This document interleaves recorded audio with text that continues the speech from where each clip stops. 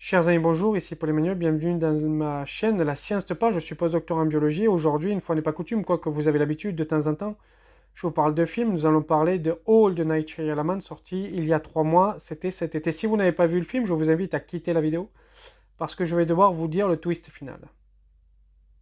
Voilà, donc ceux qui ne l'ont pas vu ont dû quitter la vidéo. Le twist final, c'est que les personnages sont piégés par une compagnie pharmaceutique.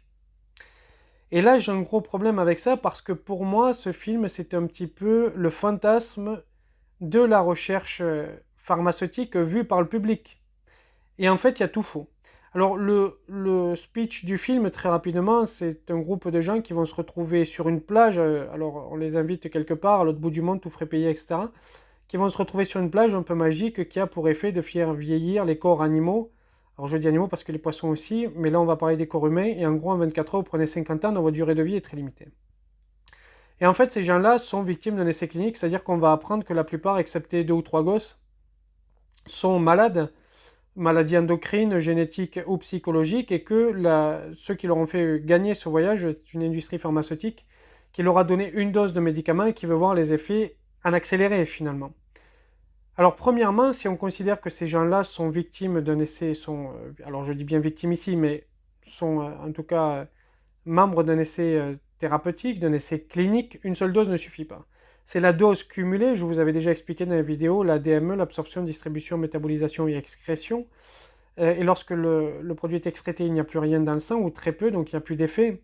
Ce sont les doses cumulées qui vont faire qu'on va avoir un effet du médicament, n'est-ce pas? Par exemple, pour les antibiotiques, ça va être 10 jours, pour les antipyrétiques, ça va être 4-5 jours, etc.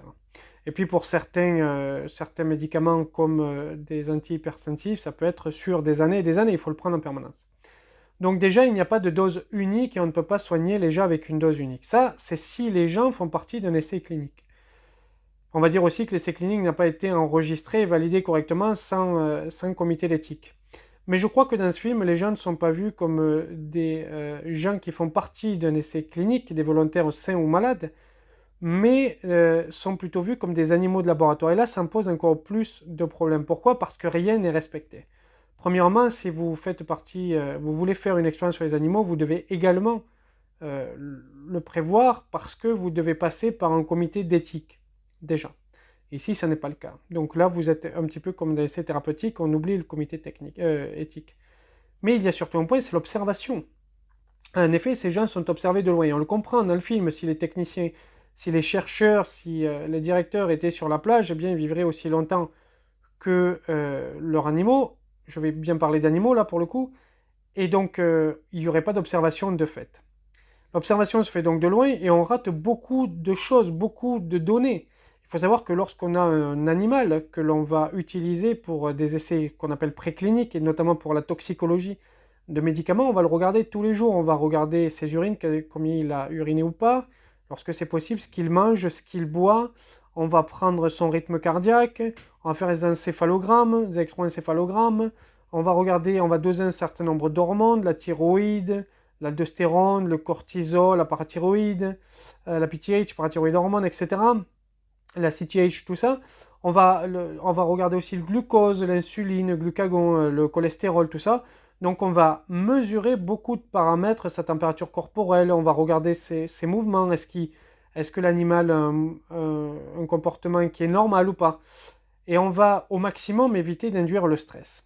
Ici, il n'y a pas toutes ces observations. Premièrement, parce que ces animaux-là sont des humains qui sont assez intelligents et qui comprennent qu'il y a quelque chose qui se passe sur cette plage. Et le paramètre stress doit être pris en compte. Et on ne sait pas du tout dans ces expérimentations-là comment il est pris en compte. Je rappelle que lorsque vous êtes très stressé, vous allez augmenter votre taux de cortisol qui va faire que vous pouvez avoir, si votre taux de potassium d'ailleurs est assez mauvais, développement d'hypertension.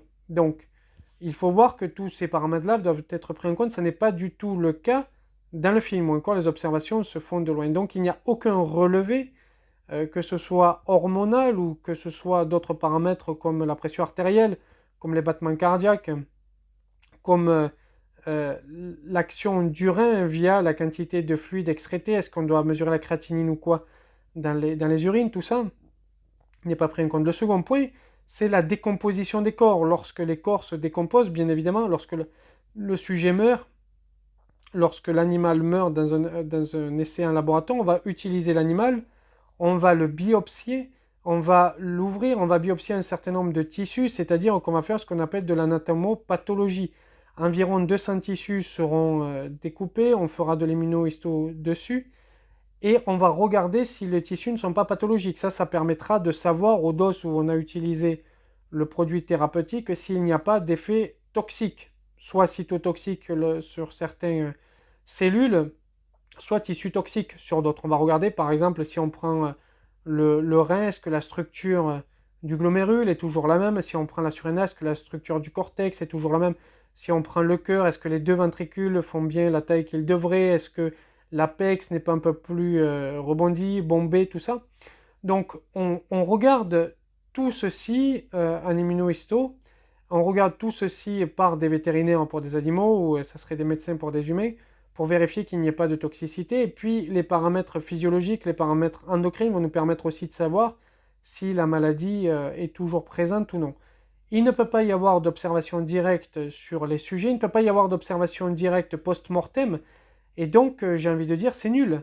C'est-à-dire une industrie pharma ne peut pas se comporter comme ça, parce que là, toute la méthodologie scientifique se casse un peu la figure, et donc la volonté qu'ils ont de soigner les humains, on peut le comprendre. Nous, on le fait sur animaux, ici, c'est l'humain qui est pris comme animal. La volonté que l'on peut avoir de soigner des humains par des thérapeutiques miracles, à une seule dose ou pas, ici, pour la suite du raisonnement, ne tient pas du tout la route parce qu'il n'y a aucune observation clinique. Il n'y a aucune observation clinique. Et donc, pour moi, on est bien dans le fantasme, en fait, du savant fou qui fait tout et n'importe quoi, alors qu'en réalité, la science est très méthodologique, il y a beaucoup de méthodologie, si vous voulez, est très stricte et tout est consigné. Tout est consigné. Et l'observation se fait tous les jours, pas pour tous les paramètres, mais ne serait-ce qu'évaluer le stress, qu'évaluer ce qu'il mange, ce que l'animal mange et ce qu'il boit, et ce qu'il urine ou ce qu'il excrète niveau fesses, ça on le fait tous les jours d'une manière générale. Voilà, je voulais vous parler de ce film d'un point de vue scientifique. Est-ce que le scientifique en pensait de ce film? L'improbabilité du twist final, l'improbabilité pour une compagnie pharmaceutique d'agir ainsi. Mais voilà, mais mis à part ça, j'ai quand même aimé le film et je vous encourage à le voir au moins une fois. Je ne l'achèterai pas en Blu-ray, je suis collectionneur, je suis amateur de cinéma. Mais c'était un bon moment à passer, puis vous avez quand même le stress. Et puis, je crois aussi que Shyamalan n'a pas voulu nous parler un petit peu de la méthodologie. Il a fait pour avoir un twist. Mais tout de même, la leçon de ce film, c'est que rester un enfant nous permet de vivre beaucoup plus heureux et de voir le monde totalement différemment des adultes. Et il faut garder son âme d'enfant. C'est vraiment le cœur aussi du sujet sur le temps, comment on apprend le temps. Mais je voulais vous parler de la méthodologie scientifique parce qu'en final, la compagnie pharmaceutique dont on ne connaît pas le nom est le méchant du film. Et c'est eux qui poussent ces humains à mourir. Je vous remercie, je vous dis à bientôt. N'oubliez pas de commenter, d'activer la petite cloche, de vous abonner si vous voyez passer cette vidéo et que vous êtes intéressé. De la partager. Et si vous voulez m'aider sur YouTube, vous pouvez le faire. Je vous remercie, je vous dis à bientôt.